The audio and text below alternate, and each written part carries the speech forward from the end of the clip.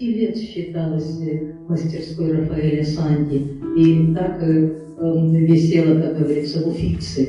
Вот. Ну, где-то, попадая в частные коллекции, она также получала как бы его имя.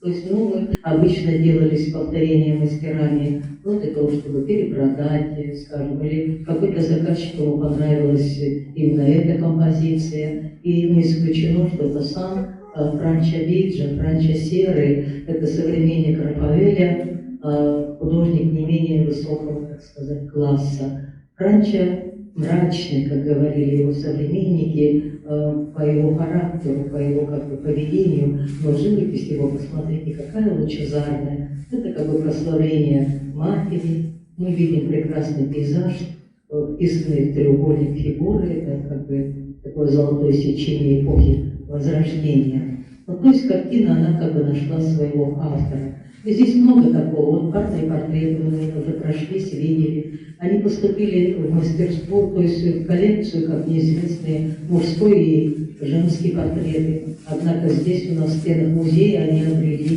имена, обрели как бы, ну, иконография была установлена, да, Альбрехт VII, штатгальтер Нидерландов, и его жена, инфанта Клара Евгения. И так много-много, если коснуться каждой картины, можно рассказать, как она поступила и как сейчас она продолжает жить в наших экспозициях.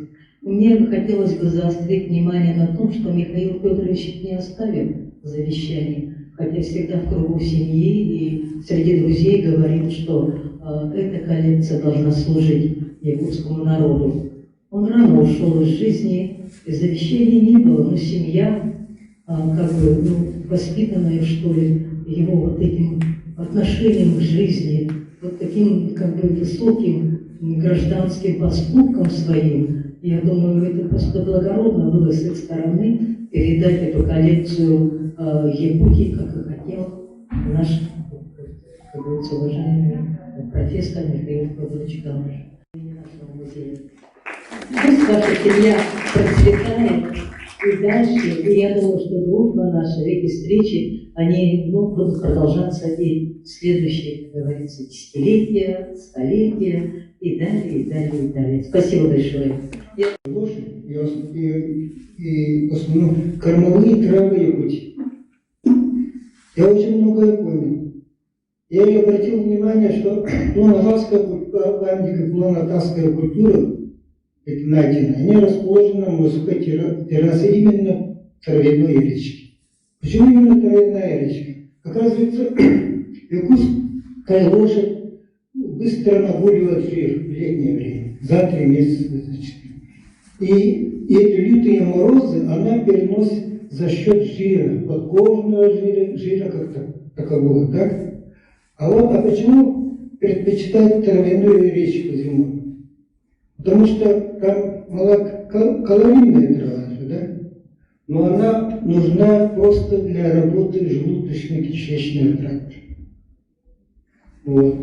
И поэтому, когда я составлял эти маршруты нашей разведки, естественно, я выбирал эти маршрут по травяным речкам.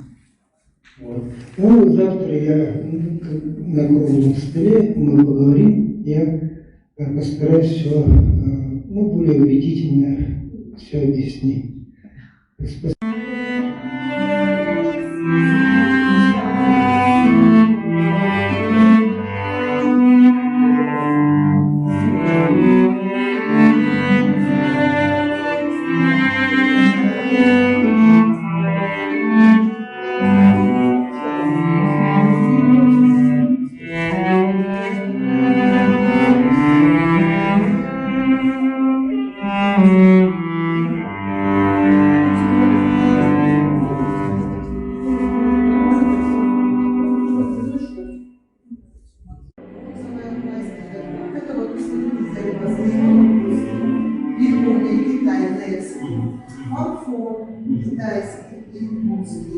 У нас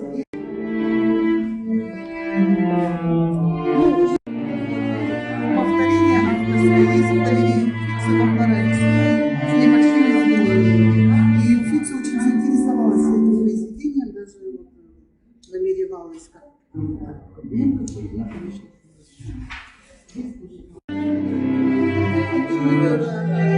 римский портрет, по-моему, второй век нашей эры.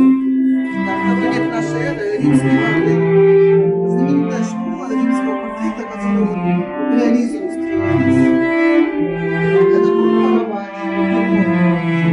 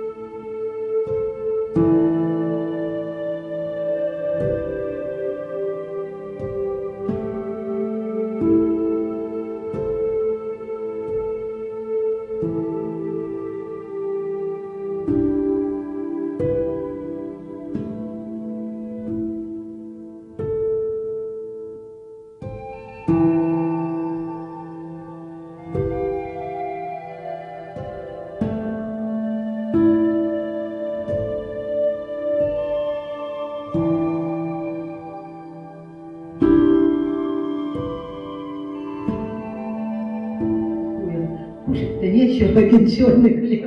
Вот. Ну, как он говорит, тайна вот этого раскрылась.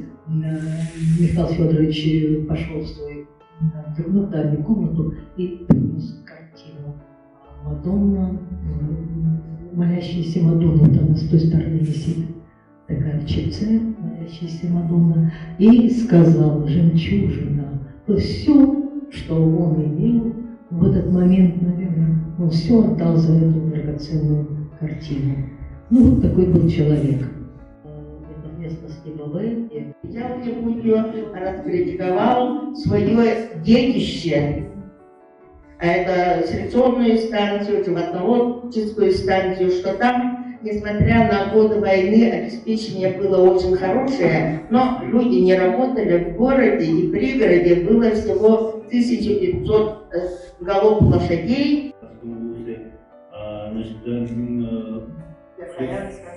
Я говорил о Султаре, значит, Султарском, значит, районе, значит, и было обследовано достаточно большое количество лошадей, но это была, значит, вторая комплексная экспедиция по табунному коневодству Якутии. В всех экспедициях то, что именно в 20-е годы они работали в Якутии. И по праву, конечно, первым, кого я хочу назвать, это Николай Васильевич Пинегин.